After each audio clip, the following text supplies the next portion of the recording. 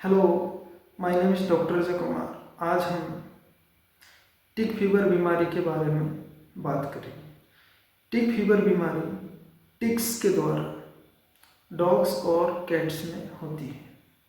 जो टिक्स, जिनको चीचड़ या जू बोलते हैं, हमारे पेट्स के बॉडी पर रहते हैं, तो वो पेट्स की बॉडी से खून चूसते हैं।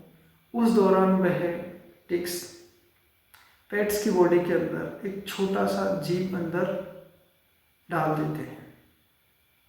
उसको हीमोप्रोटोजन बोलते हैं। उसमें जो स्पीसीज है उनके नाम हैं, बेबिसिया है, इकेरिस है, एनाप्लाज्मा है, अदर भी रहती है। उसकी वजह से डॉग्स को टिक फीवर होता है। यह मलेरिया की तरह ही है। जैसे कि इंसानों में मच्छर के काटने से मलेरिया होता है, इसी तरह पेट्स के अंदर, अदर एनिमल्स में भी होता है, गाय में भी होता है, भैंस में भी होता है, बकरी में भी होता है टिक फीवर। अदर एनिमल में टिक्स के कारण टिक फीवर होता है और ये बहुत ज़्यादा जानलेवा बीमारी है, क्योंकि उसकी वजह से हमने यह भी देखा है कि डॉग्स की किडनी डैमेज हो जाती है, लीवर डैमेज हो जाते हैं, आइज से दिखाई देना बंद हो जाता है, आइज के ऊपर कवर आ जाता है, ब्लू वाइट। तो ये बहुत ज़्यादा घातक बीमारी है।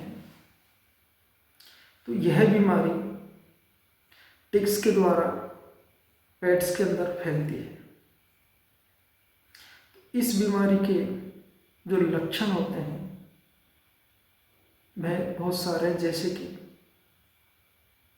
डॉग्स में ज़्यादा बुखार आना, बहुत हाई फीवर 104, 106, 5। इसके अलावा डॉग खाना खाना छोड़ देता है, बिल्कुल कमज़ोर हो जाता है। और जॉइंट्स में डॉग को चलने में दिक्कत आती है, जॉइंट्स में पेन होता है। जो आइज की म्यूकस मेम्ब्रेन है वो येलो हो जाती है, जो यूरिन जो करता है वह येलो हो जाता है। जो स्टोमक एरिया है उसमें रेड पैचेज हो जाते हैं। नोज से ब्लीडिंग होने लगती है, क्योंकि जो टिक फीवर में प्लेटिलेट्स, जो खून के अंदर जो प्लेटिलेट्स होता है उनको कम कर देता है। जैसे ही वो कम होते हैं तो बॉडी के किसी भी पार्ट से कहीं से भी ब्लीडिंग हो सकती है। इसके अलावा किडनी डैमेज हो जाती है, लीवर डैमेज हो जाता है, आइज में दिखाई देना बंद कर देता है। तो टिक फीवर के जो इलाज में हम जो एंटीबायोटिक यूज़ करते हैं वह डॉक्सीसाइक्लिन है, ऑक्सीटेट्रासाइक्लिन यूज़ करते हैं। इन एंटीबायोटिक को ड्रिप के द्वारा दिया जाता है। पहले जब डॉग की थोड़ी कंडीशन ठीक हो जाती है, 2 ड्रिप, 3 ड्रिप, 4 ड्रिप में, तब इन एंटीबायोटिक को टैबलेट के रूप में दे दिया जाता है। और यह दवाई मिनिमम 20 डेज तक लगती है, उससे भी ज़्यादा दिनों तक लग सकती है। क्योंकि हमने यह देखा है कि जैसे ही पेट ओनर को 1-2 दिन में लगता है कि मेरा डॉग तो ठीक हो गया, तो वो दवाई देना बंद कर देता है, जिसके कारण वह बीमारी वापस होती है। तो पूरा इलाज कराए, पूरे प्रोटोकॉल के साथ कराए, तो आपके डॉग को जान बच सकती है। नहीं तो हमने बहुत सारे डॉग्स की जान जाते हुए भी देखा है, क्योंकि उसके बाद में एक बार किडनी डैमेज होगी, किडनी फेलियर होगी, तो फिर ट्रीटमेंट होना नामुमकिन है। इसके अलावा हम अगर डॉग्स को उल्टी हो रही है तो हम उल्टी रोकने के लिए मेटाक्लोप्रामाइड या ऑन्डाइनस्टोलन मेडिसिन देते हैं।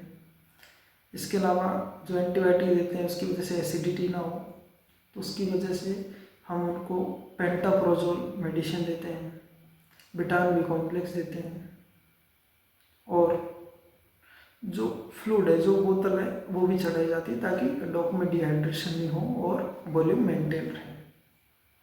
इसके अलावा जो प्लेटलेट्स डाउन हो जाती है तो उनके इम्प्रूवमेंट के लिए सप्लीमेंट दिए जाते हैं, जिससे प्लेटलेट्स अप हो सके। हीमोग्लोबिन डाउन हो जाता है तो उसके लिए आयरन के सप्लीमेंट दिए जाते हैं। इसके अलावा जब डॉग को खाना ठीक कि भाई अब खाना खाने लग गया, तो घर के लिए मेडिसिन दी जाती है। उसमें एंटीबायोटिक भी दिया जाता है, एंटासिड भी दिया जाता है। अगर वोमिटिंग का इश्यू है तो वोमिटिंग की टैबलेट भी दी जाती है। तो पूरे प्रोटोकॉल के साथ पूरे लॉन्ग ड्यूरेशन में अगर मेडिसिन से ट्रीटमेंट प्रॉपर वे में करवाएं तो इजीली यह मैनेज हो जाता है।